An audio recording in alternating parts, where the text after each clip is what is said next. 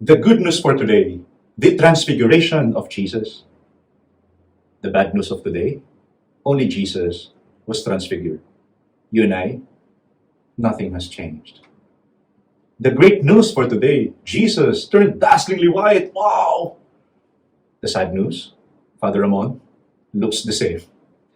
Still bald here and big tummy here. Nothing has changed. And what makes it more sad is not only Father Ramon, you too, right? Many of us, nothing has changed. We're still the same old we that we have been. Today, on this second Sunday of Lent, as we are remembering Jesus' transfiguration, I think the Lord is telling us, not just, look at me, I am really the glorious Son of God, doubt no more. But I think the transfiguration of the Lord has another message for all of us. It's like Jesus is telling us, what's happened to me, it is also God's will that it would happen to you. Because you are also God's child. You are also God's son. You are also God's daughter. You are also His beloved. Do you want to experience transfiguration too? Jesus wants you to. What is that something in your life that you want it to be changed for the better? What is that transfiguration in your life that you are longing for? Or better still, that God with you is longing for. What is that change in yourself, that change for the better that God wants you to go through? You know, in the Philippines, many young people use this expression, sana all. What does that mean? I hope it will also happen to me.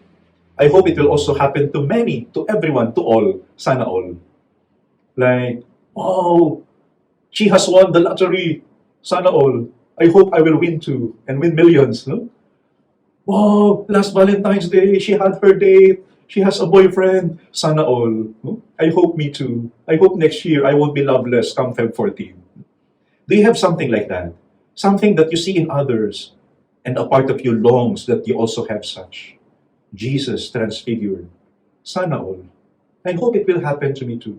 I hope I will be a new person. I hope I will be a better man. And Jesus probably is saying the same. Look at me now, so glorious. I hope you too will realize that you can be better than who you are now. I hope my transfiguration will urge you and help you to get transfigured yourself. You are also God's beloved. May that person that you are right now be transfigured more and more into that dear child of God. Sana all. Last January, when I went home for my holidays, I not only visited my family, stayed with my dad, I also had time with some of my friends and my former classmates, my classmates in elementary. You know, I admired the changes that have happened in our lives. Before, we were just kids. Now, most of them are responsible, dedicated parents and spouses. One of my classmates, she was just a simple girl before, but now she is Doctor, Doctora Pamela. Before, our valedictorian, now she has transfigured and become an accountant. I have another classmate. She was a simple pupil before, but now he is a chickgoo, a teacher tech. Before I was just Ramon, now I am Father Ramon. What kind of transfiguration do you want to happen in your life?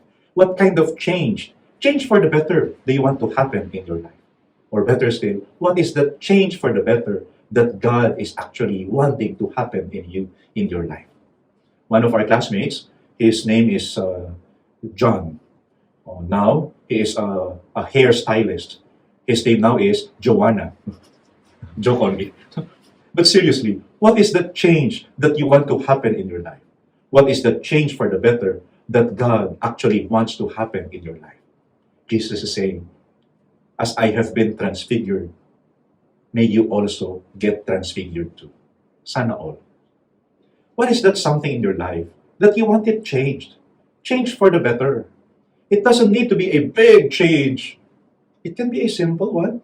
You know, this afternoon I had Holy Mass in St. Peter Church. In that compound, there is an ongoing construction of a big church. Before, it was just a vacant lot used as a parking space. It was just a grassy field, but it has been transfigured. And very soon, we will see the completed, beautiful St. Peter Church. From a piece of land filled with grass, into a magnificent, beautiful house of God. What a big transfiguration. This morning, I also had Mass in Holy Trinity Church. There is an ongoing project there. Not a construction of a big and beautiful church, but just a small one, but hopefully beautiful as well. Turning one parking space into a prayer place. What kind of change do you like to happen to you this Lenten season? Do you want a big change like the new church in St. Peter, Padungan? Or just a small change, but change for the better as well, just like that small chapel in Holy Trinity Church in Kanyal. No matter what that may be, that is still something beautiful because something in you is changing for good, is changing for the better. Let that transfiguration happen to you this Lenten season. Lord, I want to be more prayerful. It's Lent. Lord, I want to be more charitable, more caring to my brothers and sisters, especially the poor, the suffering, the needy.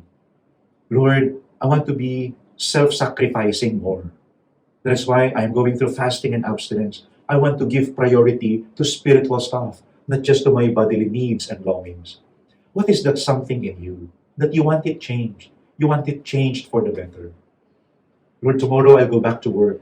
I'm not really excited to. Lord, I want to change. I want to find more meaning in what I'm doing in work, the service that I provide. I want to look forward to going to work, not just looking forward to my salary day.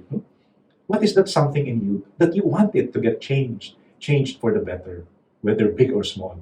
That is still a beautiful transfiguration. And you are not alone. God is with you in longing for that.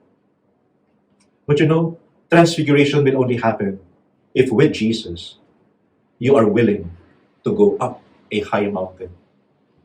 The Lord is inviting you, as He has invited Peter, James, and John, leading them up a high mountain. Have you ever hiked a mountain before? Have you been to Mount Sinai in CMPC? Or climbed up Mount Santubong in Laguna? Have you climbed up Mount Makiling for the Bosconians? Remember your experience climbing Mount Batulao.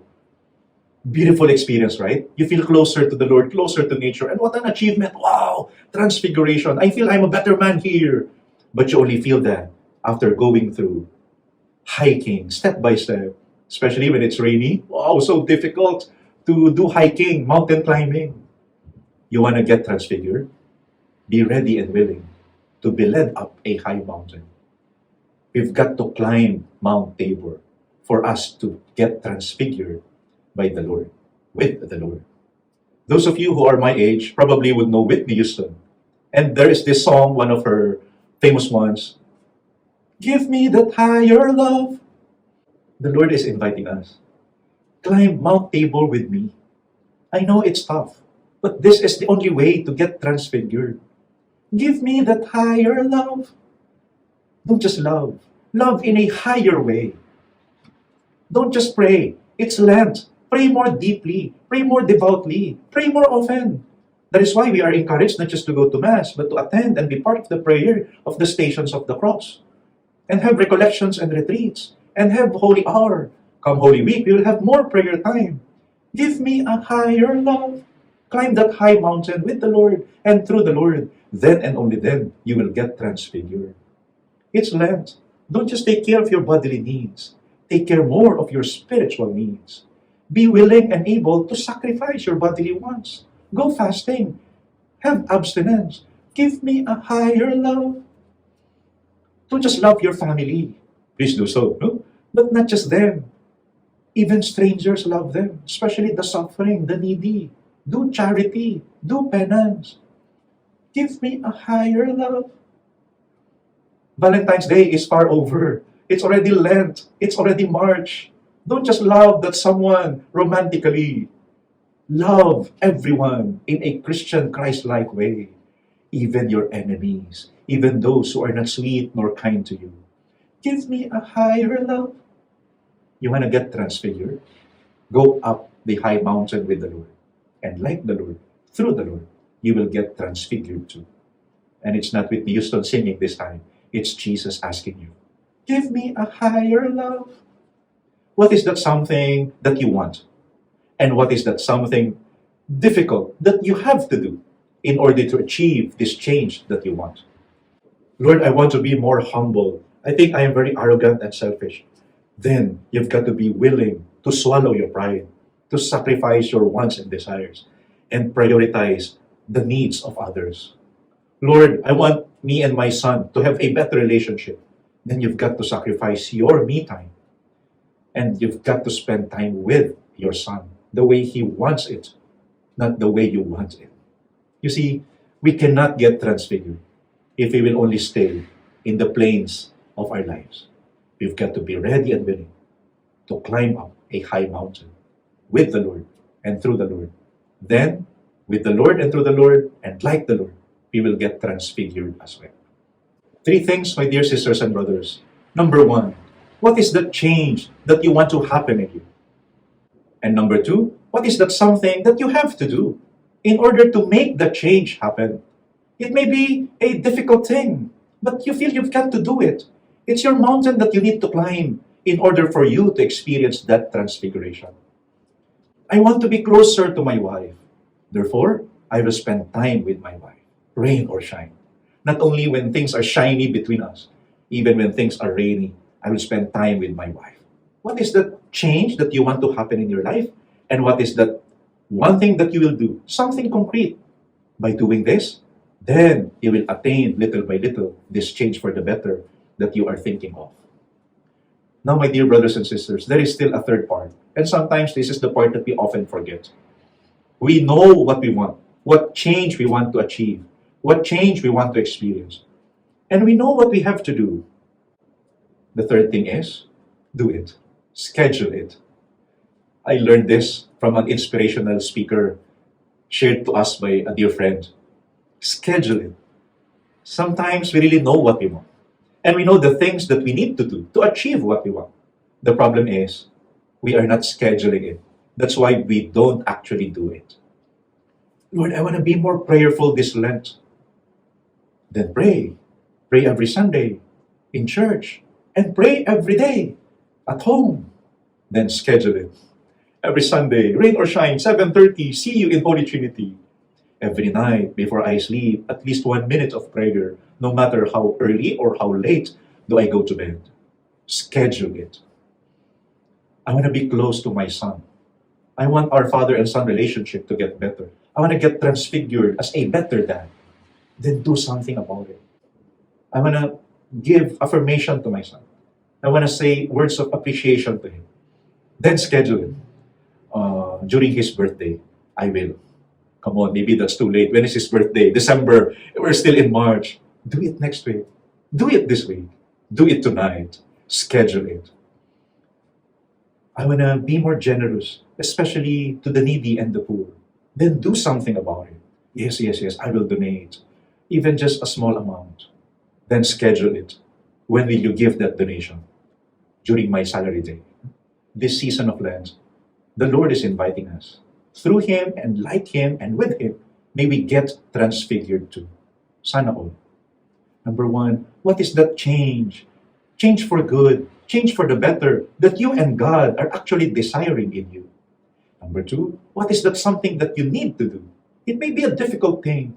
It's like climbing that Mount Tabor of yours. By doing so, then and only then will you get transfigured. And number 3, last but definitely not the least, when will you do it? Schedule it. This season of Lent, let us heed the Lord's call to lead us to that higher love. Give me that higher love.